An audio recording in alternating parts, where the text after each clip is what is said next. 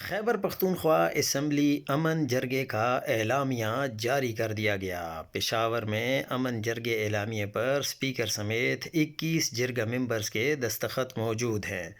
امن جرگہ تجویز کرتا ہے کہ صوبائی حکومت اسمبلی صوبائی ایکشن پلان مرتب کرے۔ پاک افغان کے تمام تاریخی تجارتی راستوں کو فی الفور کھولا جائے۔ پاک افغان خارجہ پالیسی بنانے میں وفاق صوبائی حکومت سے مشاورت کرے، سفارتکاری کو ترجیح دی جائے۔ امن جرگے کی تجویز ہے وفاقی اور صوبائی حکومت کے مابین تناؤ کو کم کیا جائے۔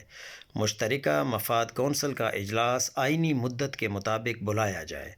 دہشت گردی کے خاتمے کے لیے صوبائی اسمبلی کو اعتماد میں لیا جائے۔ امن و امان سے متعلق صوبائی اسمبلی کی قراردادوں پر فوری عمل درآمد کیا جائے۔ پولیس اور سی ٹی ڈی داخلی سلامتی کی قیادت کریں گے۔ صوبے میں امن و امان کے قیام کے لیے اقدامات کیے جائیں۔ پولیس اور سی ٹی ڈی کو مضبوط بنایا جائے۔ غیر قانونی محصولات بتہ خوری کے خاتمے کے لیے مربوط پالیسی بنائی جائے۔ خیبر پختونخوا بالخصوص شورش زدہ علاقوں میں معدنیات کی غیر قانونی نکاسی کا خاتمہ کیا جائے۔ خیبر پختونخوا اسمبلی کو سیکیورٹی اداروں کی کارروائیاں اور قانونی بنیادوں کی ان کیمرہ بریفنگ دی جائے۔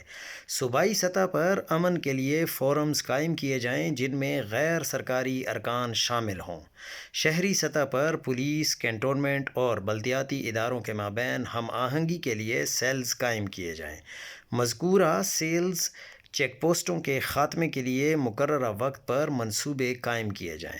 مقامی حکومتوں کے استحکام اور مالی تحفظ کے لیے ترامیم کی جائیں۔ نیشنل فائنانس کمیشن کو صوبائی فائنانس کے ساتھ منسلک کیا جائے۔ وفاق کے ذمے صوبے کی آئینی مالی حقوق کی مد میں رقم دی جائے۔ آرٹیکل 151 بین الصوبائی تجارت پر عملداری کی جائے تاکہ کے پی کے کو گندم کی ترسیل ہو سکے۔